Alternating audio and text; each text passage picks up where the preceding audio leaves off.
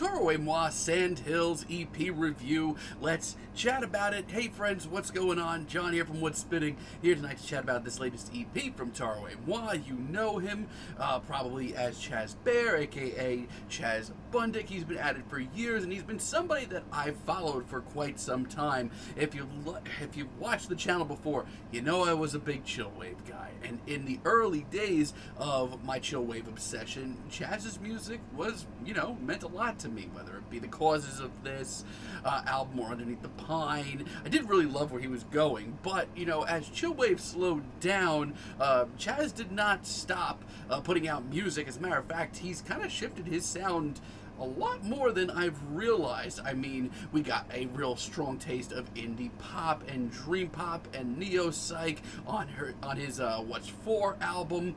There was also the alternative R&B leaning Boo Boo, which I personally loved. I know a lot of people do not care for this album. I thought it was really cool. Outer Peace showed Chaz trying on some serious, synth pop and funk, and it was okay. I mean, I wasn't that into it.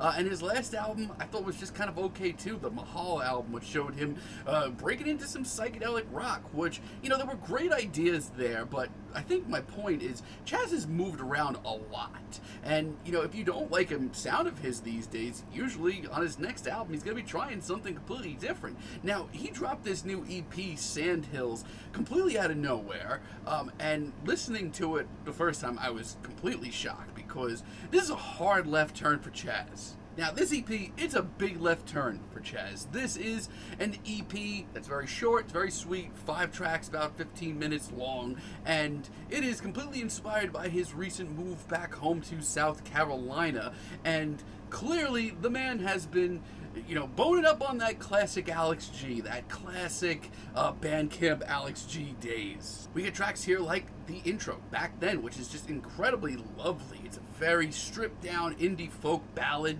Like I said, if you're an Alex G fan, you're probably going to gravitate towards this or completely hate it. But you have to admit, Chaz has done his homework. There's such a purity and a real sense of emotion on display on this track. You could argue that he's ripping off other sounds, but he's doing it with so much love and appreciation. It's beautiful, it's visual, it just has this immense amount of heart in it.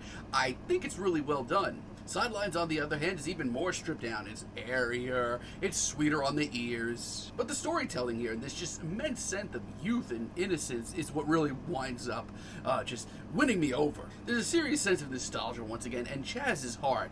I think it's the star of the show. Once again, is it the most notable new sound, this new fresh sound? No, but man, is it ever heartfelt. Man, is it ever emotional. It makes me want to take a road trip. And truthfully, I'd actually argue that Chaz's vocals have never been this strong. Sandhills, on the other hand, is the most bluesy and broken down and most, sunset lit track here, and I think it's the best one. It's bluesy, it's tear-jerking, it's done with this immense amount of love for this style. And while, some long-time Toro Y Moi fans may be just hankering for a synth right now, honestly, I think he's doing this a lot of justice. And The View is Chaz at his most emotional and broken down. And Chaz here sounds at his most exhausted, but it's done in the right way. And his storytelling on this EP really backs up the heart of it. The twangy guitars, the smoky vocals, he's doing this all really well. But then with Said Goodbye to Rock and Roll, he completely jumps the shark and goes way, way, way overboard and loses everything. This is once again another bluesy indie folk ballad, but this time we're getting some lo-fi production, way too low. I mean, Chaz is really going for this authentic Southern blues track. You have to give him credit for trying. I just don't think it's done well. Yeah, he completely whiffs it, sounds awkward, this track sounds like a demo, and one that should not have been released. Overall, I do understand why I think a lot of people aren't talking about this EP. It's not the most original sound. It's not. But clearly, Chaz has done his homework and is doing this with a real level of appreciation that I do have to tip my hat to. His vocals are so passionate and emotional here. His songwriting is super visual. I love the sense of youth and innocence on this EP. It's really heartfelt stuff, and yeah, he completely just goes overboard on the last track and ruins a great string of tracks, but still, give this a shot. And if you're a long-time Toro Y Moi fan, just go into it with open ears.